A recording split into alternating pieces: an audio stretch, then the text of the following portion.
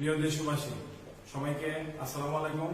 আমি মাহিন, বৈষম্য বিরোধী ছাত্র আন্দোলনের একজন সমন্বয়ক হিসেবে আমি দায়িত্ব পালন করছি।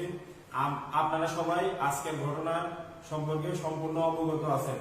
আমাদের 6 জন সমন্বয়ককে ডিবি কার্যালয়ে তুলে নিয়ে লিখিত বিবৃতি নেওয়া হয়েছে।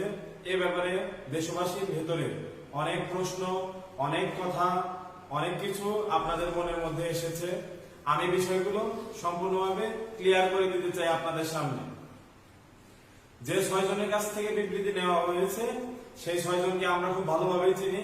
তারা কেমন মানসিকতার লোক আপনারা জানেন।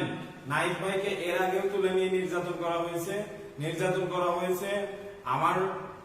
আমার 14 বড় ভাই আসিফ মাহমুদ ভাইকে, এছাড়াও আবু বাকেরকেও তুলে নেওয়া হয়েছিল, আপনারা সবাই জানেন। আমি প্রত্যেকের প্রতি অনুরোধ করব, তাদের প্রতি কোনো ঘৃণার মনোভাব প্রকাশ না করতে। প্রত্যেকেরই পরিবার আছে, প্রত্যেকেরই নিরাপত্তার ভয় আছে, প্রত্যেকের ভিতরেই পরিবারের প্রতি টান আছে। তাদেরকে সেই জায়গা থেকে অস্ত্রের মুখে জিম্মি করে আমাদের আন্দোলনকে নস্যাৎ করার জন্য সরকার উঠে পড়ে লেগেছে।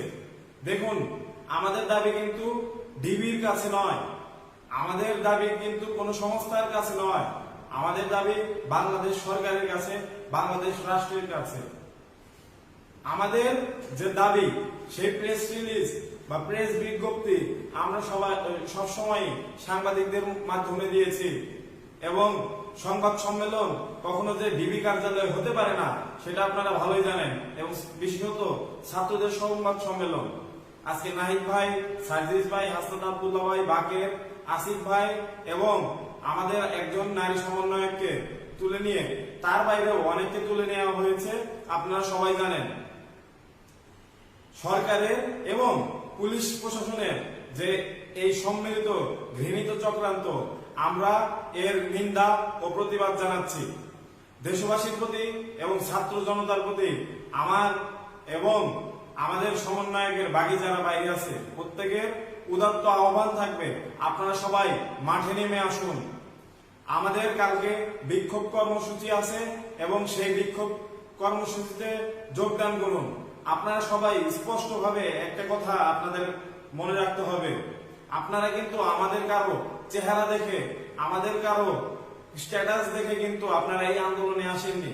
কালকে যদি আমাকে তুলে নিয়ে যাওয়া হয় এবং তারপর যদি আপনি দেখেন আমার অবস্থান পরিবর্তিত হয়েছে, ধরে নেবেন আমার উপরে অনেক জুলুম করা হয়েছে, আমাকে, আমার পরিবারকে থ্রেট দেওয়া হয়েছে।